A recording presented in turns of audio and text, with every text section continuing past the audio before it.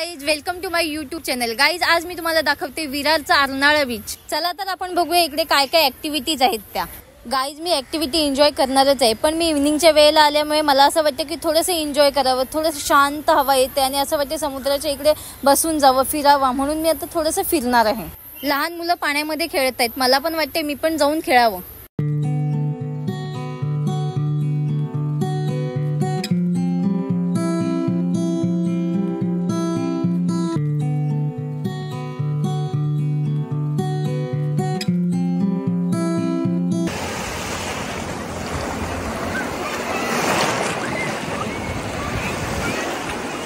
Guys, इकडे वेगवेगळे rides आहेत, जसं की camel ride, horse car, bike ride, boat ride.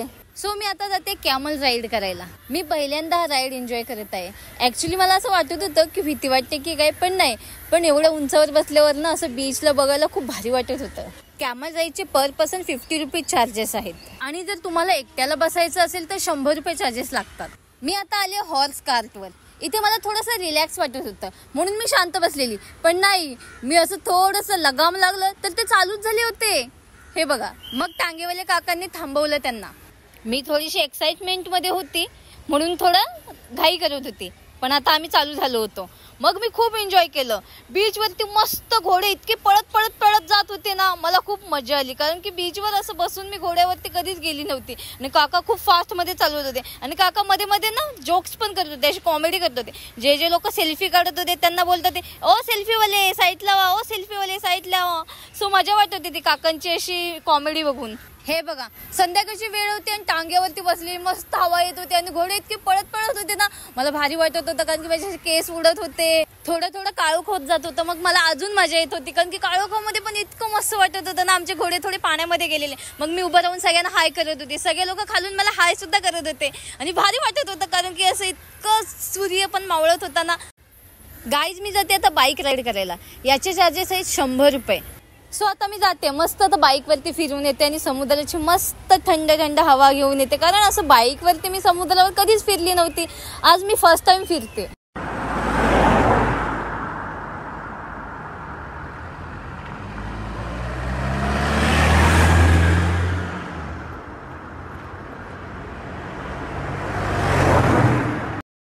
Wow, खूप मजा आली. आता मी छान छान पोजेस देत होती. हे बघा, खूप मस्त वाटलं. इकडे लहान मुलांना एन्जॉय करण्यासाठी देखील काही ऍक्टिव्हिटीज होत्या, जिकडे ते एन्जॉय करत होते. आणि बीचवर आज लहान मुलं खूप आलेली.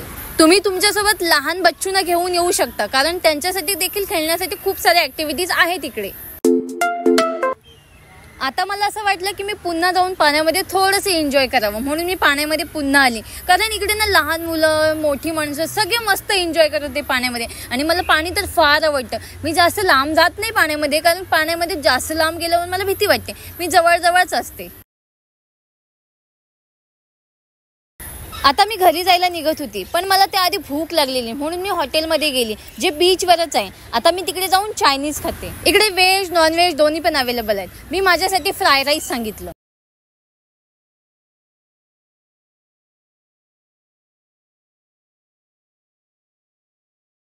गाईज, आता माझं खाऊन झालंय. आता मी घरी जाते, पण मला पुन्हा एकदा घरी जाण्याआधी समुद्राच्या समोर जाऊन मोठा श्वास घ्यायचा आहे. इकडे खूप सारे लोक मस्त एन्जॉय करतात आणि एकदम छान वाटतंय.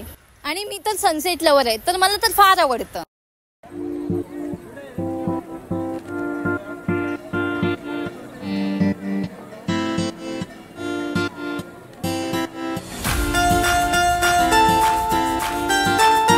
इथून निघायची इच्छा तर अजिबात होत नव्हती, पण अंधार होत आहे, त्यामुळे मी आता इथून निघते. बाय.